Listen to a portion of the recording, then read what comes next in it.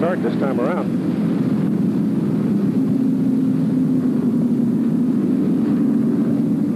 They're going to start this time around. You start 2 in each row in the Firecracker 400. Let's set quickly the front part of the starting grid. On the pole, Davey Allison, son of Bobby, 24 inches faster than the man outside, Bill Elliott. Elliott won the last 2 Daytona 500s, won this race 1985, both T-Birds. Row number 2, car number 90, another Ford, Ken Strader. He's going to be carrying our ABC camera in his car today, and we should have some excitement watching from his machine. Outside in row 2, GM represented by Morgan Shepherd's Buick, number 26.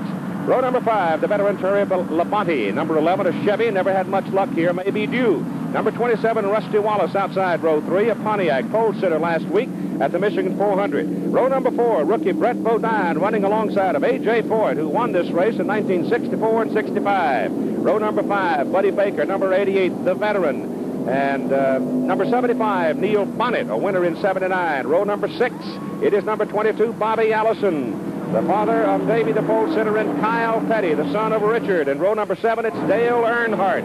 Close to another $1 million year for him. 7 wins, 14 starts, never won a big race here. And outside, it's Bobby Hillen, another one of the young lions. Now, as they turn down off turn 4, we'll see if Harold Kinder, the flag man, puts up the green. He does, and the Firecracker 400 is underway. Bill Elliott bidding for the lead, going into turn number 1. Davey Allison inside. Let's see if the young fella's going to race him.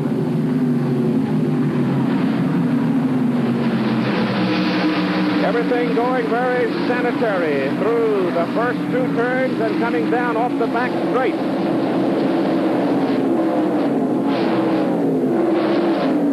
Everything still very clean.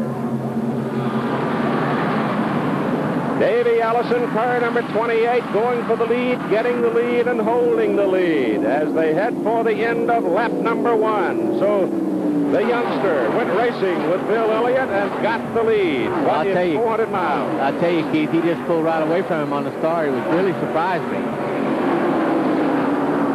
Davey Allison and Bill Elliott running 1-2, and there's been no major move in the structure of the field as they begin now to go into the single file.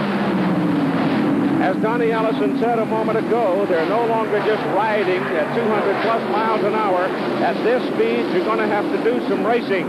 You know, they're drivers and they're racers, and they're not necessarily the same, because when it comes down to push and shove in the middle on of a race, the racing man usually is going to have an edge. And there's some old-timers out there who know everything there is to know about freight training around the super speedway. You'll see once in a while before this day is done, a couple of guys hook up and make major moves because the guy in the back is pushing, the guy in front pulling, and therefore in a drafting circumstance they can run faster than anybody else out there running by themselves. But right now what you've got literally is about a 20-car draft. Well, really and truthfully, Keith, that's exactly what you see, and they know they cannot get out of line unless they have another car to go with them and help them. And the way they're running right now, I won't see any of them front guys getting out of line. Davey Allison and Bill Elliott still sitting right up there. Allison, Elliott, Schrader, Shepard, Labonte, Wallace, Bodine, Foyt, Baker in that order. And here's the man who started in the number 3 spot, Schrader. Our camera aboard his machine, and as you can see, he has given up some posture on the racetrack. He is running in the number 10 position, so Ken Schrader has lost 7 spots off the first couple of laps. But it's a long, hot day, and when the temperature inside the car gets up around 150 degrees, we all talk about how it impacts the driver. Sure, it impacts the driver, but it also impacts the automobile.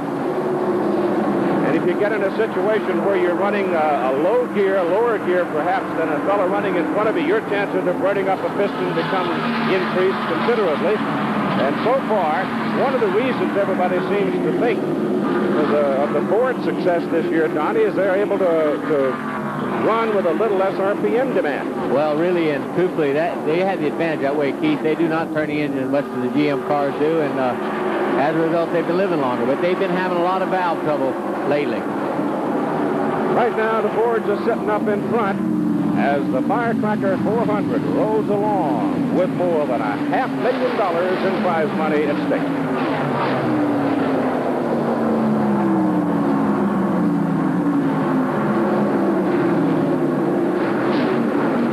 it is hard to see the numbers